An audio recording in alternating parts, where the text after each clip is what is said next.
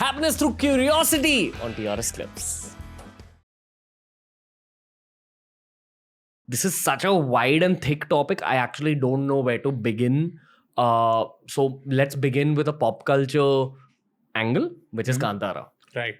Do you want to talk very briefly about the movie, especially for people who haven't watched it? And I'm hoping that we have a lot of international viewers also who have no idea what we're talking about. Correct. So maybe you want to give a bit of a 101 on Hindu practices also.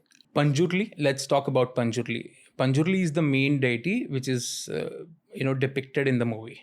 So Panjurli is one entity which we have seen references in Varaha or any of the Vedic scriptures, wherein like you have heard about Dashavatar. Yes. So there is Matsya, Kurma, Varaha.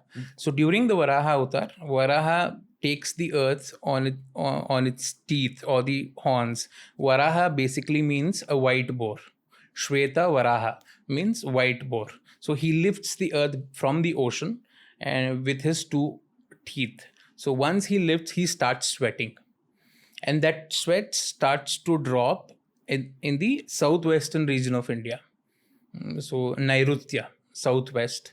When those sweat starts to fall, it becomes, small plant starts to grow. And that we call it as the babies of the white boar. Babies of the white boar in Tulu is called as Panji Kurli. Panji means boar, a white boar. Kurli means the babies. So we find the reference of Panjurli even in the Vedic scriptures. In Varaha Avatar, even in Mahabharata, there is a reference of Panji Kurli. So Panjurli also comes from this thing. So it is as old as our Vedic Puranic scriptures. This entire story is about Panjurli and Guliga. You're talking about Kantara. Kantara, yeah.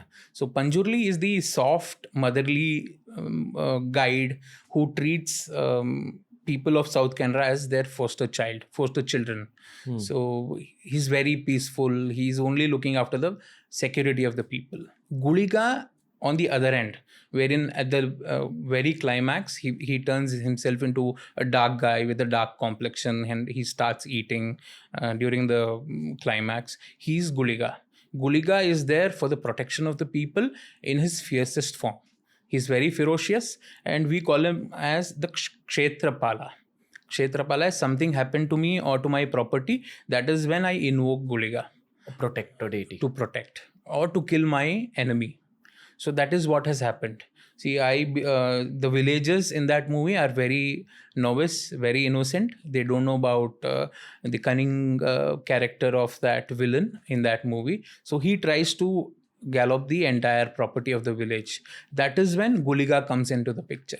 Till then, only Panjurli was there to have the unity of the people, of the villagers and the king. They wanted the unification of these two people, but then the king or that particular leader did not listen to the villagers' request. That is when Guliga gets activated. So these two are the faces of the same Bhuta tradition. One is the calmer version, the other is the fiercest version. Okay. I'm just going to give a small 101 to many of the listeners who are not too familiar with Kantara or even aspects of Hinduism like this. So Hinduism has many different sects, honestly, which should be peaceful amongst each other, but there is a small bit of competition nowadays. I don't understand why. Okay. There's Vaishnavism, Shaivism, Shaktism, and more spread all over India. The landmass of India has followed different traditions of Sanatan Dharma. The word Hindu is something that people from outside use to reference what is Sanatan Dharma, which is a collection of all these practices. Correct. So the stretch of land you're speaking about has some peculiar practices of Sanatan Dharma within itself. There is a very big concept of deities across Sanatan Dharma. Right. A deity is a manifestation of God. Correct. It's the same as God. It's the same as the ultimate divine. But when the ultimate divine chooses to express a version of itself in order to represent certain aspects of itself. Correct. For example, Panjurli Devta. So it is somewhat related to Vishnu Bhagwan, who is one of the key gods within Hinduism, who food, is yeah. basically considered God. Right. So is Panjurli Devta. Correct. But it's just a more condensed form of God for protection, for blessings, for that stretch of land. Right. Now, when we're talking about your community, all those communities in that stretch of land, there is an event that happens every week, probably? No, every year. Every year. Yeah. Okay. What's the event called? That entire event is called Buta Kola. Okay. So Bhuta means we would have to have a periodic propitiation. So it doesn't mean we have to call that Bhuta. We have to meet that Bhuta in the form of a human being. That person or a priest is called Pambada. So it's the two-way communication that happens. So usually Vedic gods, it's just one way. We visit a temple, we pray to him, we come back. But this particular sect or this particular tradition believes in a two-way communication. Let's say we go back 50 years, there's no electricity, there's no security that we have. Today we have mobile phones, we have light, we have everything. We have CCTV cameras, everything. But 50 years back, 100 years back, we didn't have any of those things.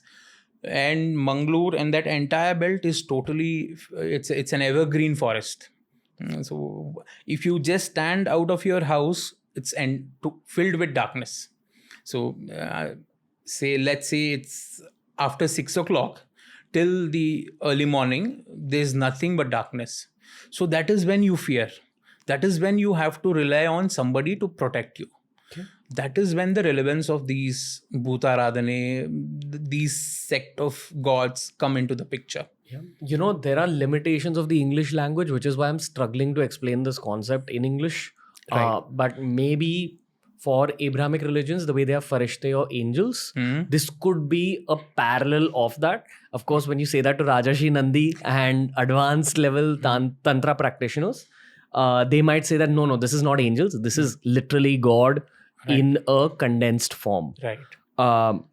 Now, the thing is, when a lot of people witness Bhuta Kola, they might even get scared, especially if they don't understand what's happening. Correct. You see a lot of these reels go viral where people actually invoking the deity within themselves. Right. And it is a very intense thing to witness. And that's what I think Rishabh Shetty tried showing in a very spiritual way through Kantara.